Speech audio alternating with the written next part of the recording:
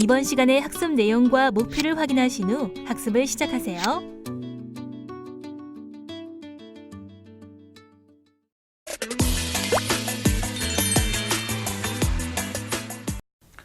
이번 시간에는 태양광 발전 시스템 설계에 대해서 알아보도록 하겠습니다.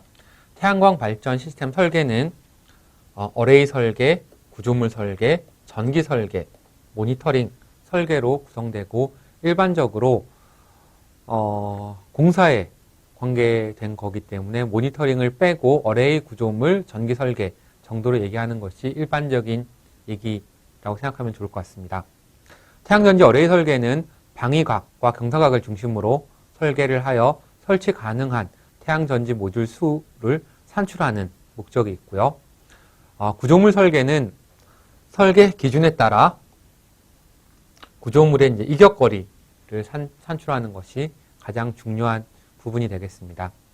전기 설계는 전기 시스템에 대한 구성을 어떻게 하는지에 대한 얘기고, 모니터링 설계는 방법 또는 이제 방제가 포함되기도 합니다.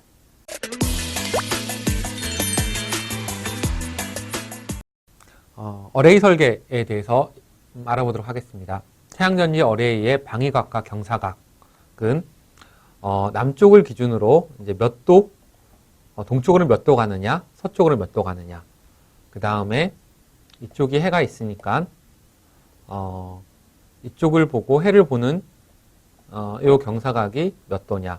보통 이 경사각은 25도에서 30도 정도고, 방위각은 정남향을 보는 것이 일반적인데, 만약에 동쪽에 어떤 산이 있거나 그러면 서쪽으로 좀 틀기도 하고, 서쪽에 산이 있거나 그러면 태양이 이쪽에 와서 그림자가 질 수가 있기 때문에 동쪽으로 좀 틀기도 하고, 이거는 주변 이제 지형 지물에 따라서 조금 달라집니다. 결국 방위각이라고 하는 거는 어레이가 정남향과 이루는 각도로서 발전 시간 내에 음영이 생기지 않도록 배치를 하여 각도를 잡는 것이 중요하고요. 그 다음에 경사각은 어레이가 지면과 이루는 각으로서 고정식일 경우에는 발전량이 연간 최대가 되도록 하는 것이고, 적설을 고려해야 되고요. 고정식인 경우는. 그리고 경사 각도에 따른 이격거리를 확보해야 됩니다. 물론 이게 이제 고정식일 경우도 그렇고,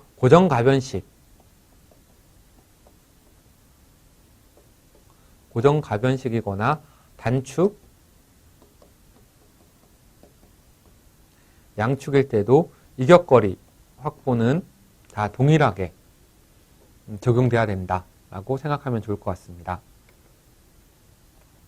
태양전지 어레이 간의 이격거리를 이쪽부터 이쪽까지 이 거리를 스몰 d라고 하면, 스몰 d는 태양전지 모듈 길이 라지 L에 사인 B분의 사인 괄호 열고 180-A-B로 형태가 될 수가 있고, 여기서 이제 B는 그림자 경사각, A는 어레이 경사각. 그 다음에 이제 그림자 경사각인 경우에는 이제 동지시의 이제 태양 고도라고 보면 되고요. 그래서 이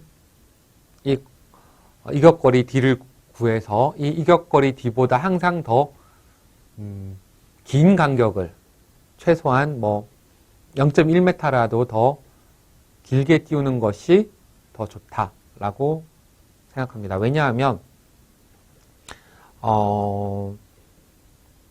발전 시스템 운영 중에 새가 많이 이제 생기는 그런 계절들이 생길 수가 있고, 그래서 이 위에 이제 새가 앉지 못하도록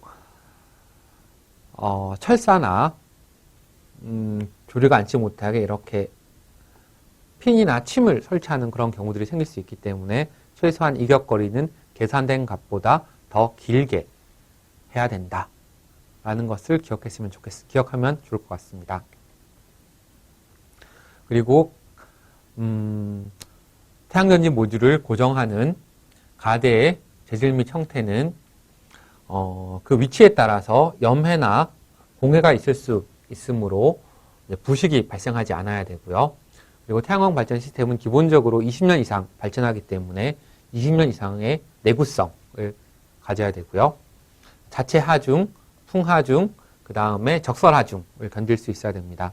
어레이는 단단하게 고정할 수 있어야 되고 절삭 등 가공이 쉽고 가벼워야 되고 수급이 용이하고 그 다음에 불필요한 가공을 피할 수 있도록 규격화되어 있어야 되고요.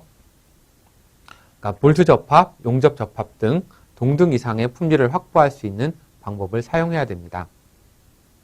그러니까 설계 하중으로는 설치 장소나 지역, 그리고 어레이의 설치 방식, 형태에 따라서 하중은 달라질 수 있는데 하중의 단위는 뉴턴이나 킬로그램 포스 정도가 되고요.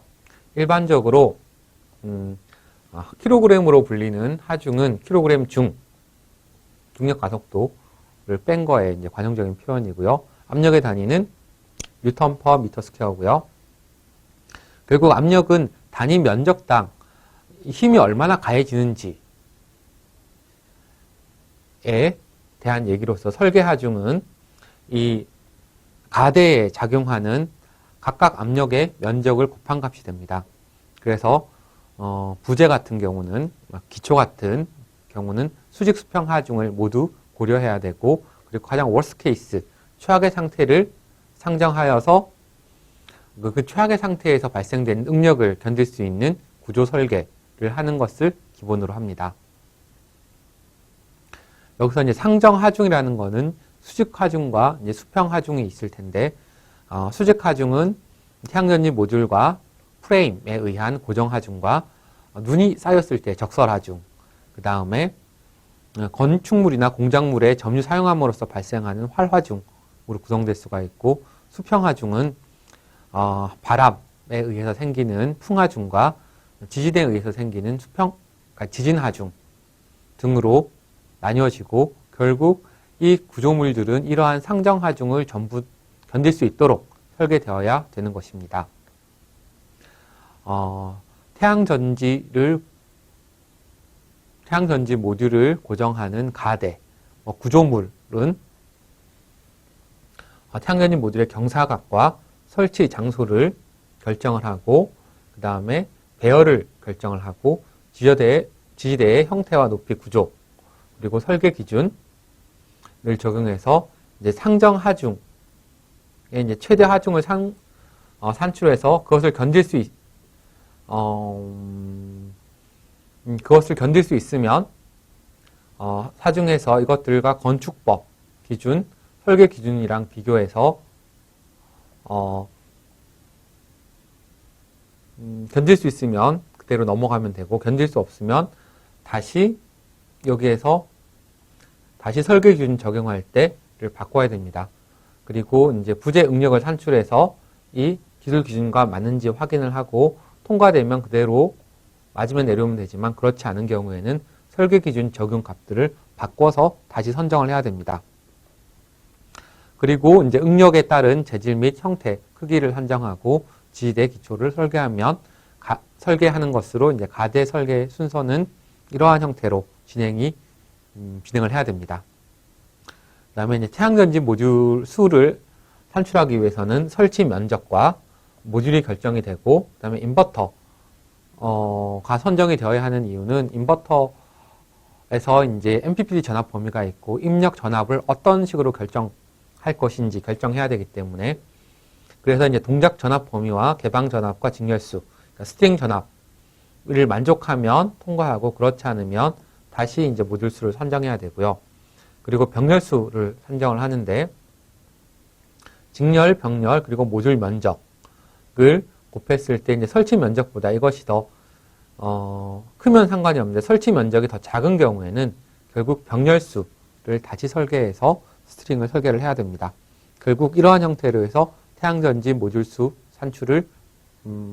산출하는 그런 프로세스가 되는 것입니다.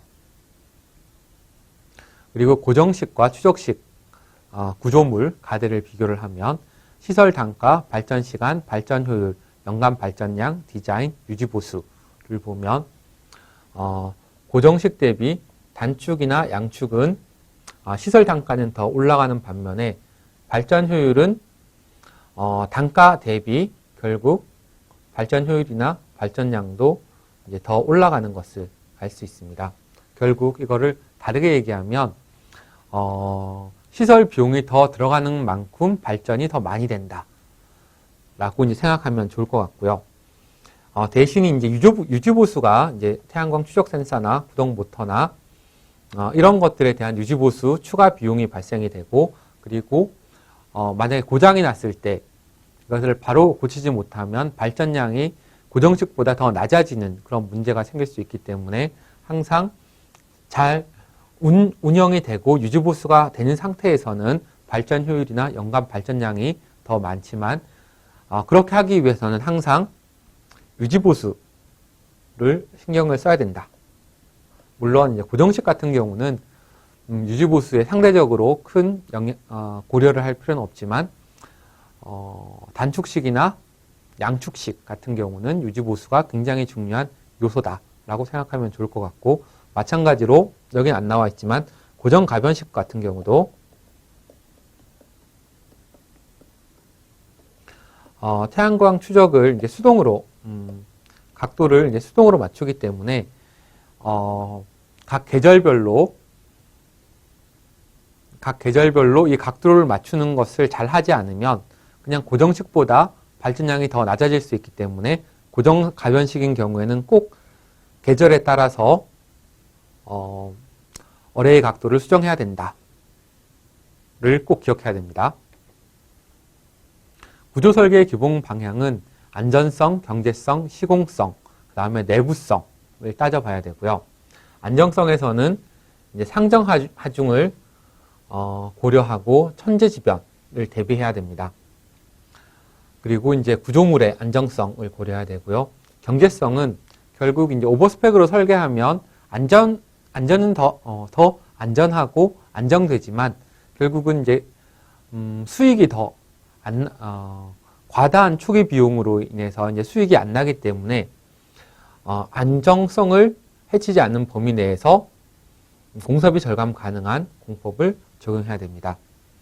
그 다음에 이제 부재의 재질이나 접합 방법들이 어떤 케이스 바이 케이스가 아니라 통일된 방법을 사용하는 것이 중요하고, 통일된 방법을 사용하는 것이 중요한 이유는 유지보수 할 때에도 더 이제 동일한 방법으로 유지보수가 가능하기 때문에 사용되는 공구나 전문가가 이제 일정하다라는 장점이 있기 때문에 통일되는 것이 중요하고 규격화된 것이 되게 중요합니다. 그리고 내구성 같은 경우는 경련 변화나 집안의 상태나 환경들을 고려해서 설계를 해야 됩니다. 구조물 설계의 주요 적용 기준으로는 건축법이 있을 거고요. 건축물의 구조 기준, 그 다음에 구조 설계 기준, 그 다음에 강 구조 설계, 그러니까 하중 저항 계수 설계법이 있을 거고요. 그리고 콘크리트 구조 설계 기준에 따라서 설계를 해야 됩니다. 전기에 관련된 내용도 마찬가지죠.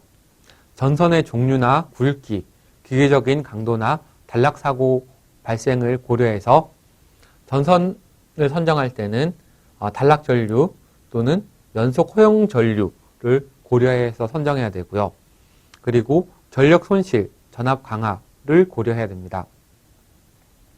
전선의 굵기 산정 시에 이제 고려돼야 하는 사항은 일반적으로 허용 전류가 더 많아지면 많아질수록 전선은 더 굵은 것을 사용해야 되고요. 그 다음에 전선이 굵어지면 내부 저항이 줄어들기 때문에 전압 강화가 줄어들게 되죠. 그렇지만 별로 이렇게 전류가 흐르지도 않는데 무작정 이렇게 굵은 선은 사용할 필요는 없기 때문에 스퀘어 미리당 한 3에서 4A 정도를 설계하는 것이 일반적이다라고 생각하면 되고요. 그리고 이 전선이 가공선로로 가느냐, 지중선로로 가느냐, 아니면 트레이를 타고 가느냐에 따라서 기계적 강도를 고려해야 됩니다. 전선 관련 표준으로는 KSC IEC 60364 정도가 있는데, 여기서 이제 전압 강화와 전선의 단면적을 고려할 때 보면 2선식인 경우와 단상 3선식이나 이제 3상 4선식인 경우, 그다음에 3상 3선식인 경우 각 이제 전압 강하를 계산하거나 전선의 단면적을 계산하는 식이 달라지는데, 이거는 이제 KSC IEC 60364에서 적용되는 기준으로서 직류 2선식 설계를 할 때, 단상 2선을 할 때, 이제 3상 3선식 교류 배선을 설계를 할 때 전선의 단면적과 전압 강하를 고려해야 됩니다. 그리고 전압 강하는 일반적으로 이제 5%나 3% 미만이 되도록 하는 것이 일반적이고, 전선의 단면적을 계산한다고 해서 모든 전선이 이제 계산된 단면적과 일치하는 그런 전선의 단면적이 존재하지 않으므로 이 계산값보다 한 단계 더 굵은 전선을 쓰는 것이 일반적이고, 전압 강화도 마찬가지로 3% 미만이 되도록 할 때 이제 선로 길이나 이제 전류량을 따져야 됩니다.